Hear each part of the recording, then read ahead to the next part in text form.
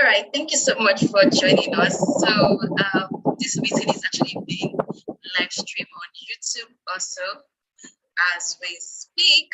So I'm just going to kick off and start this session right now. Once again, thank you guys for joining us. Thank you so much for honoring our invitation. Thank you so much for joining us. Okay.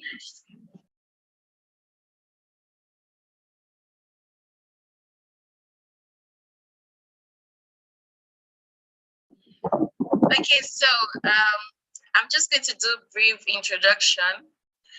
My name is Bukola Olishola, and I'm going to be the host of this webinar right now. And I feel also I should tell you about HREA. So this is, this is an HREA webinar. At HREA, that's HR Expo Africa. We are a leading conference and exhibition company. We specialize in organizing industry leading conferences, exhibitions, trainings, fairs, and award on a wide range of leadership and human resource topics. And for 5 years, HR Expo has focused on optimizing the human resource capitalism of the workplace in Africa by bringing HR professionals, leaders, managers, policymakers, and employees together once a year to discuss emerging trends in human capacity management and organization performance. And so far, it has been filled with testimonials of great things that has happened or that has sparked from that event or those gatherings that we've had. And this year is not going to be different. This year, we plan hosting 5,000 people both in Nigeria and Rwanda at the same time. So it's going to be amazing. And one of the good parts about this webinar today is we have one of our keynote speaker that is going to be discussing with us today also. And it's such a privilege to actually have her right here on this session today. So before I bring her on, I think I have to do the honor to introduce her a little bit why she tells us a lot about herself too. So join me to welcome Dolapo Agbede. Dolapo Agbede is a leading diversity, equity, and inclusion expert in Africa. As the founder, lead, consultant, and researcher at Windwheel, she delivers data-driven sustainable solutions at the nexus of social engineering, technology, workforce, cohesion, and disability inclusion. With over 17 years experience working in key sectors of the economy, including ICT, payment solutions, telecommunication, talent management, and business administration.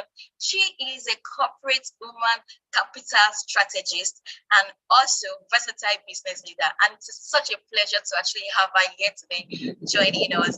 So join me as I welcome Dolapo Agbede. Thank you so much for joining us, Ma. It's a privilege to have you today. Oh, we can hear you. We can hear you.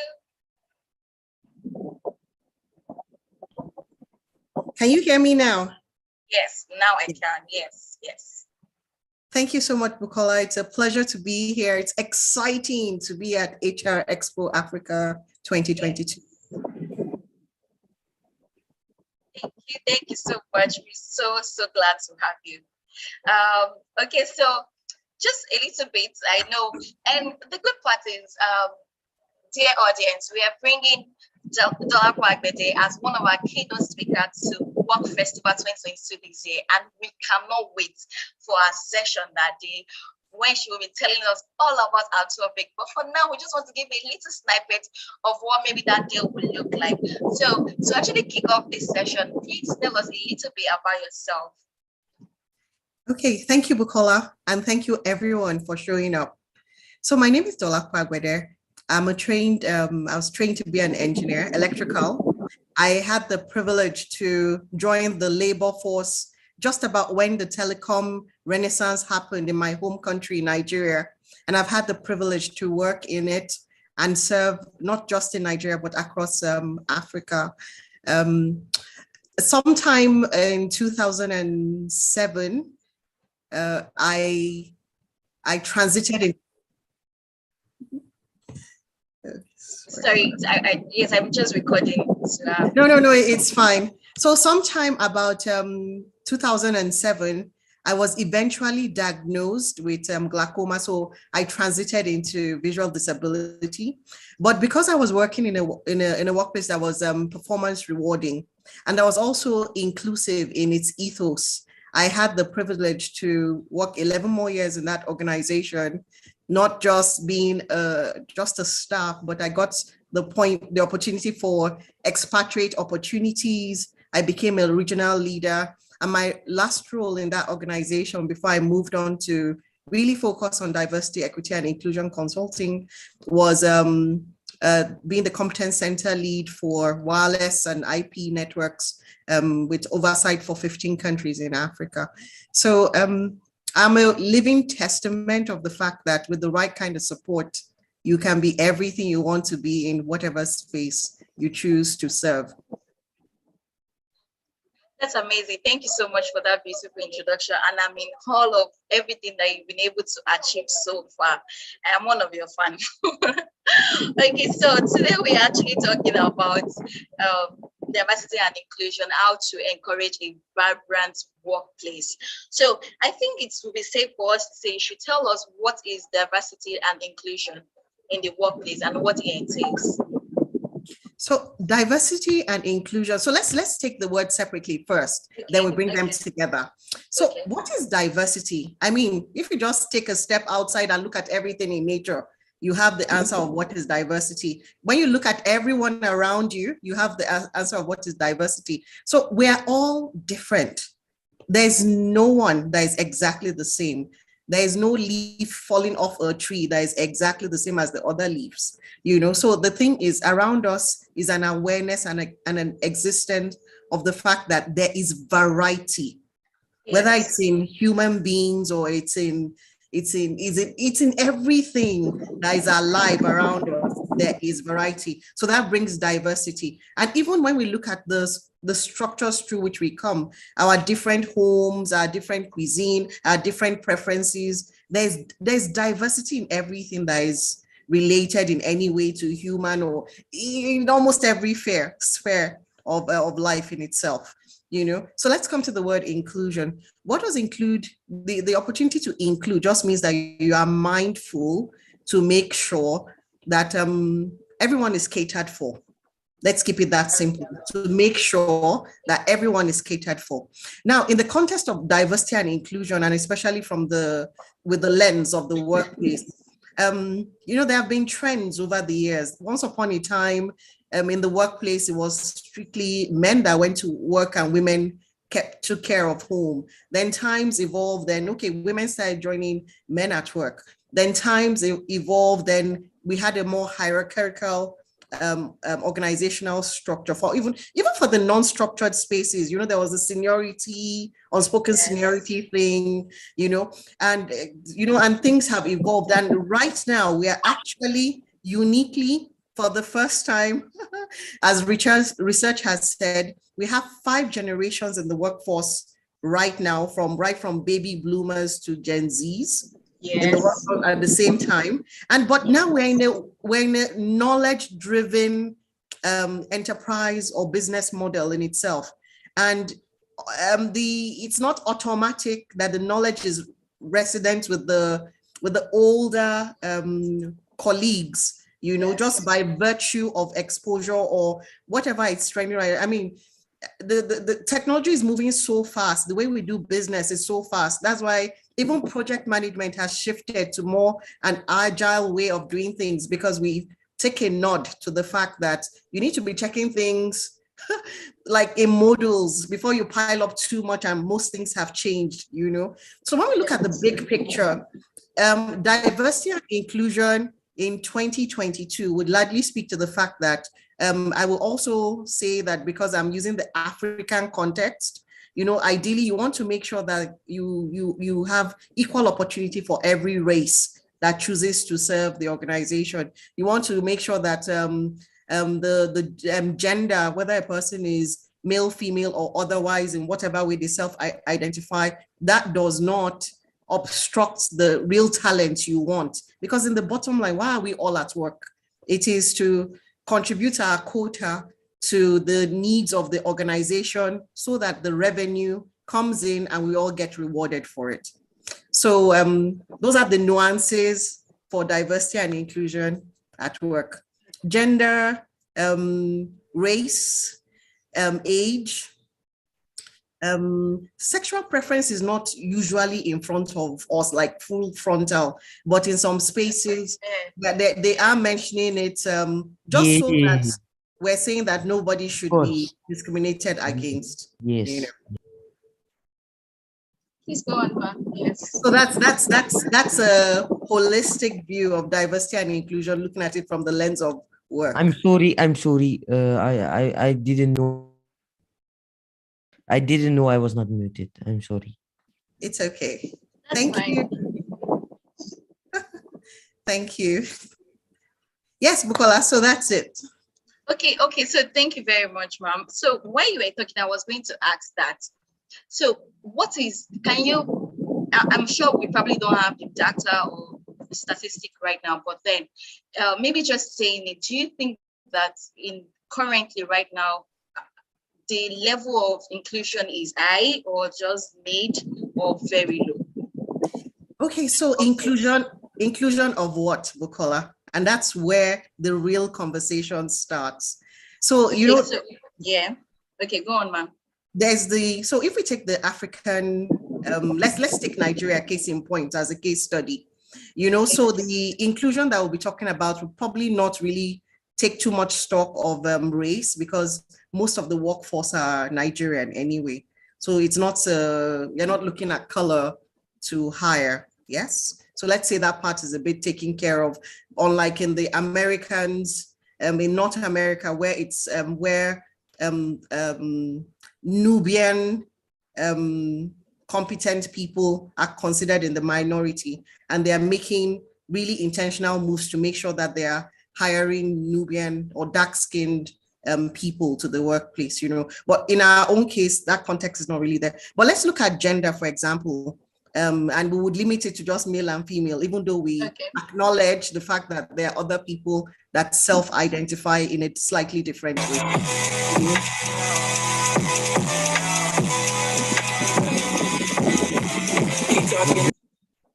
Apologies for that, ma'am. I just have to remove that person.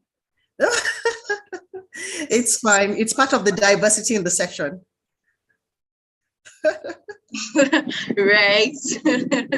Yes. Okay. So if we take gender, we would find out that more women are in the workplace for sure, at least in the last 10 years plus.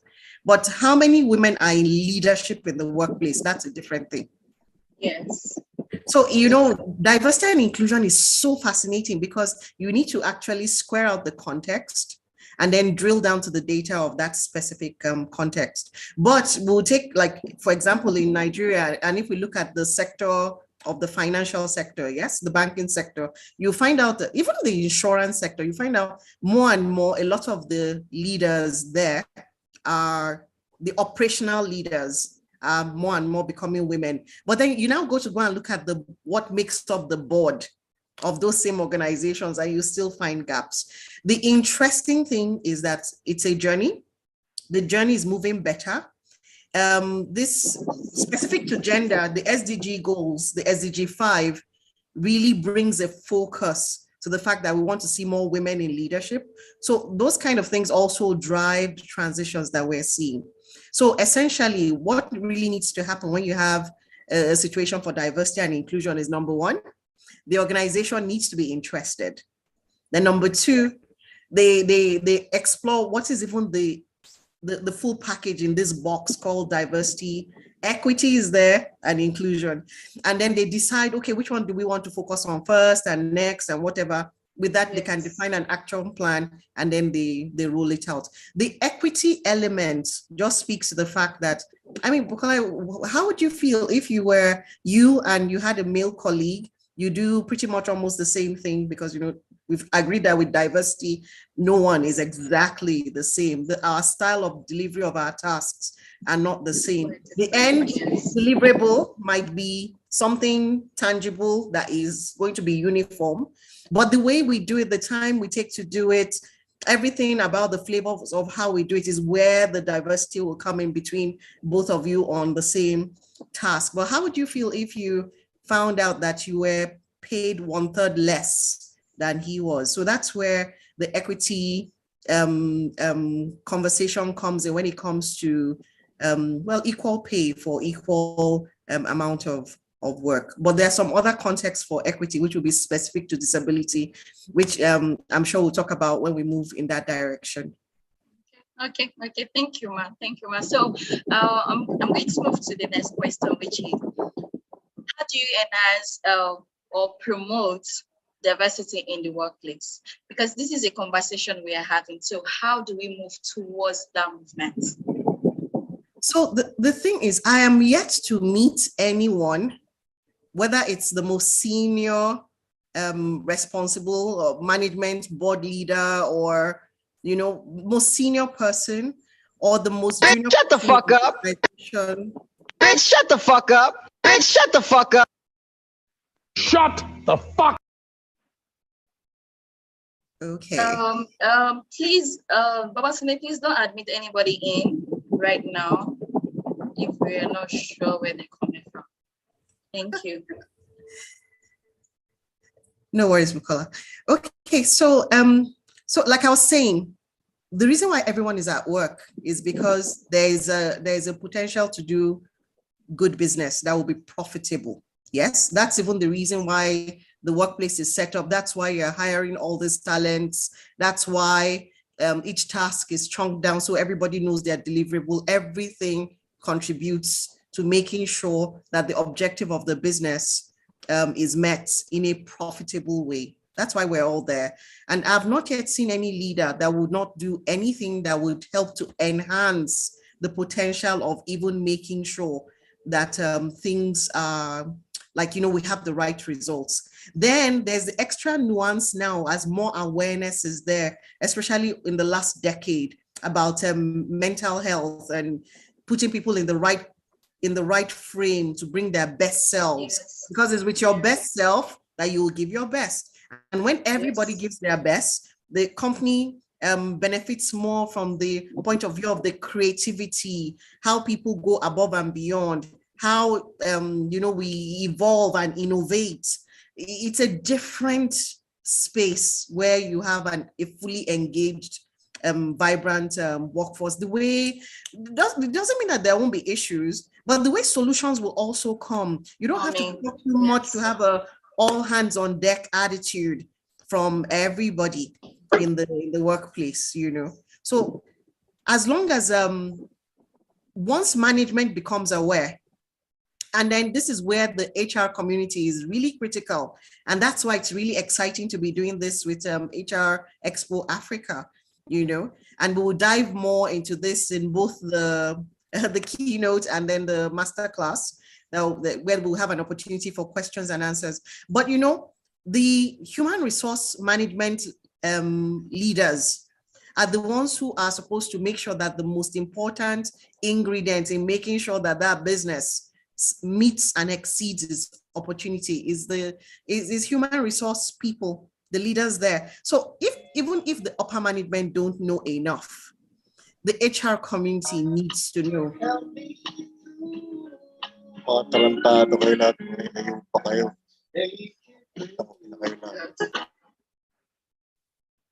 And as the HR community knows better, then they can inform, strategize, and help the management to see the importance of diversity and inclusion, especially when they can do the analytics of how it will affect, how it will impact the bottom line of the business. We're with you, ma. We're definitely here with me, ma. Okay, yeah, so that's it. HR community has the biggest task to make sure that they get to know, because they're also following the trends. HR is no longer the hire, fire, payroll, and leave anymore. Now what we have is a more strategic HR that is keeping an eye on the business objectives also, but now this time leveraging the human capital. So even based on trends and based on global focus, diversity, equity, and inclusion is definitely here to stay. So the more the HR community knows about it, the more they can advise their leaders in the organization. And then with the analytics of the advantages being presented to leadership, I have no doubt that the right decisions would be made to embed diversity, equity, and inclusion in the workplace. And like I say, a space where people already feel safe is the kind of space where they do their best. Exactly. So for example, if I take my personal story again, you know, I transited into disability in 2007. I became legally blind, yes. It was I, as a resource, as a talent in that organization, who had been identified for leadership pipeline, was not aware of anything about inclusion. But when I had to disclose, the way I was handled, the way my disclosure was handled, the way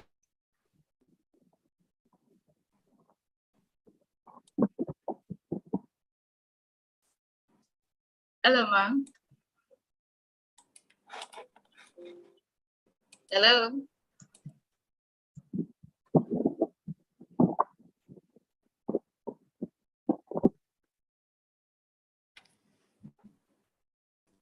Hi, Dola Pagade. Hi. Okay, so apologies, dear audience. Just have to wait a little bit for her to come back. I guess it's the network. So please just bear with us.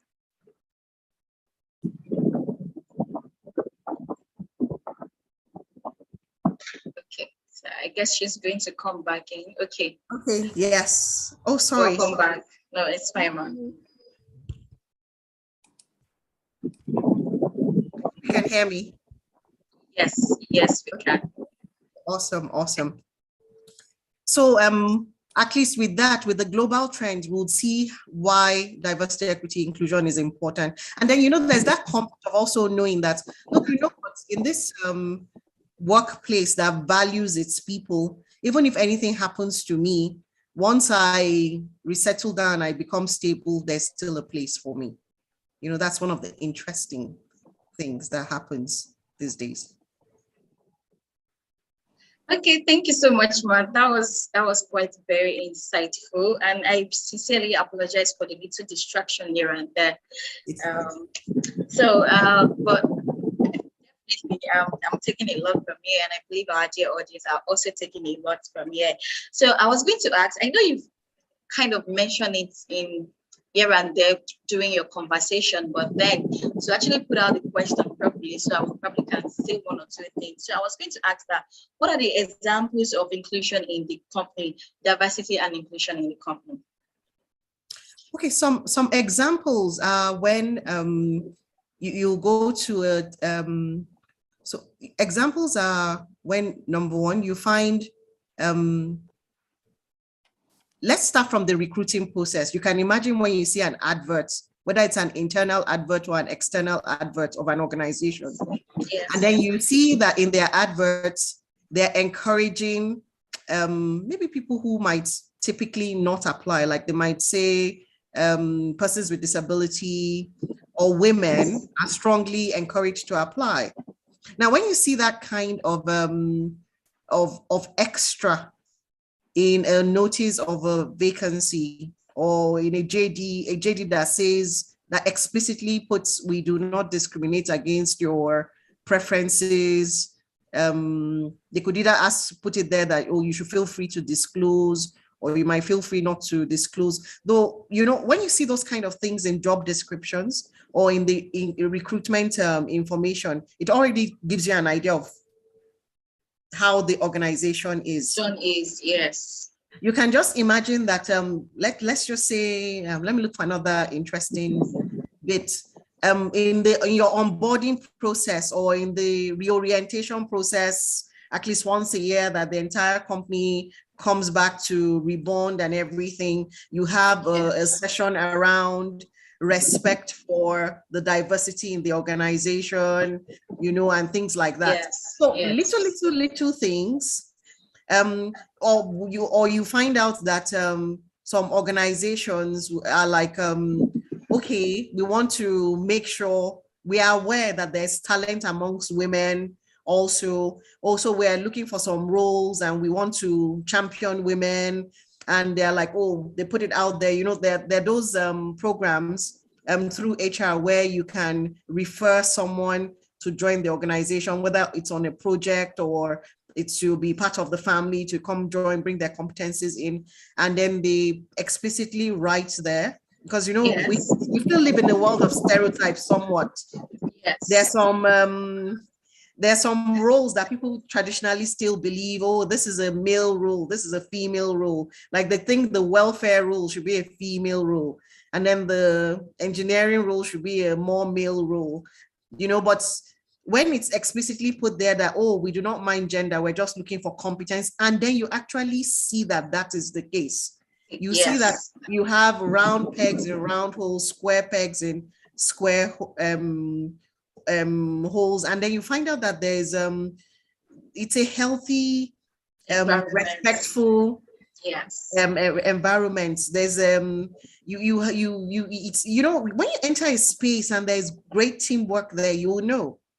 Yes, definitely. So you will know from the atmosphere, you will know right from the reception what kind of place you stepped into. And then again, so you would notice that all this are tying to the intangibles, which are more speaking to maybe the culture of that workplace. But again, that is a critical ingredient that makes people bring their best self to work. Thank you so much for that submission. Okay, so yes, and everything you said is very obvious. Like you get to a place, everything radiates so much that you can tell that there is an inclusion in this company. Thank you so much for that. So I was going to ask, since we've been talking about it, we're talking about what it is, what they should do or what they should not do. So what do you think is the implication of the absence of this? If there's yes. Definitely. Bukola, if you were not having a blast where you're working, sooner or later you'll be looking for where next to go to, your next best opportunity. Definitely. Yes. That's you. So number one, what you do is after you've been able to integrate people to settle into a rhythm, because again, let's not forget, we're all there for the objectives of the business. That is the bottom line, So, but it's just that you want to do it in a wholesome way, because people deserve better now, for sure. And that's your easy way to make sure you get the best out of your people, by value exchange, So what would happen if you do not have a nicely accommodating space for diversity, equity too, and inclusion, would be that most people, when they find their next opportunity, they move. Yes. You have a high turnover of people. Yes. You would turn that business will spend quite a lot of time reintegrating, re-onboarding, reorienting new people who are just going to leave just because the space is not too. It's not conducive. And then more and more, I mean, when we look at who we are post-COVID, most people are a lot more aware of, they want the best for themselves. They are making better decisions for their health, for their mental state of mind. So some things that people will not like speak up about, that they'll just take as one of those things that work before COVID. Now, after COVID, people are like speaking up and they're like, no, I cannot take this. I'm going to look for other options. I'm going to explore other options because this is not good for me. Self-care is a huge topic right now, and any smart organization who does not embed those nuances intentionally is really looking to lose their best talents, Sure. So we are not who we were pre-2020, honestly. So things has changed. We're asking for more, we're asking for better. Many people have now found out that they can get so much done from home. Many people have found out that you can stay in your home country, wherever you're listening from right now, and you can work on a different continent. We're more aware of those options now than ever. So any organization that has talent that they value will not take the issues of diversity, equity, and inclusion lightly. Lightly. Thank you so much, Ma. And when you were saying that there will be high turn up rates, like people leaving, and that also maybe the company probably will be losing a lot of money also with that process here and there and everything. So I think it just works for the companies to actually look for ways to include that in their structure and in their culture. Thank you so much, Ma. And this has been a very insightful section. So we know that we are bringing it to Work Festival 2022, and that is like, yay! And we can't wait. And your topic is specifically on disability inclusion in the workplace, striving at work through support. So we're not going to tell them what it is. I just want to tell us what to expect at your session at Work Festival 2022. If there's one takeaway that I want you to keep in mind, and then we now hang out then, is I just want you to imagine that you're the owner of a business, because in the end, we're all entrepreneurs in one way or the other in the organizations we serve in. Yeah. So you're the owner of a business, your most productive, best hand. This is the person that you've been grooming for to replace you, because succession planning is so important. Yes. And then life happens. And I say life happens because there are so many things we don't have control over. Life happening does not remove the talent of your resource. But does life happening mean that they have no place with you anymore? That's the thought I want you to keep. And let's talk about it. All right. We can't wait. So maybe for anyone that is just contemplating right now about attending, what will you say to them? Like, are you going to hurry to go and get your ticket, or you're just going to watch by while we do something amazing? I would say that with my topic and even beyond my topic, I mean, you need to be here and you have options. If you cannot be here physically with us in Nigeria or in the virtual room in Kigali, you can join online, grab your ticket. I mean, this year, 2022, it's obvious that the world is ready to do business. It's not like 2021 that there was a lot of uncertainty. If you want the best information for you to move your organization or your own ambitions or aspirations forward, you need to be here. Thank you so much. Thank you so much, Dolapo. It has been such an insightful session with you. And we are so thankful that you honored our invitation to be here today. Thank you so much. And we can't wait to have you at Work Festival 2022. All right. So thank you. I want to say thank you to our dear audience for taking out their time to be here today, to listen to us. And also, we are expecting to see you live at Landmark Lagos at the Work Festival, or virtually online to also watch and attend all the sessions that we have prepared and lined up for you. You don't want to miss this. This is a life-changing event.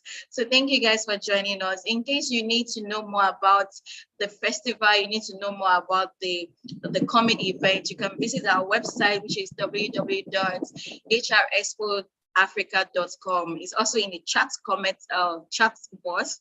Also, you can visit our Instagram page, check all about everything you need to know is just right there. So thank you so much. Thank you, Dolapo, open and willing and eager to see you soon. So thank you everyone for attending. And this is a wrap on this session. Thank you guys. Bye. Bye.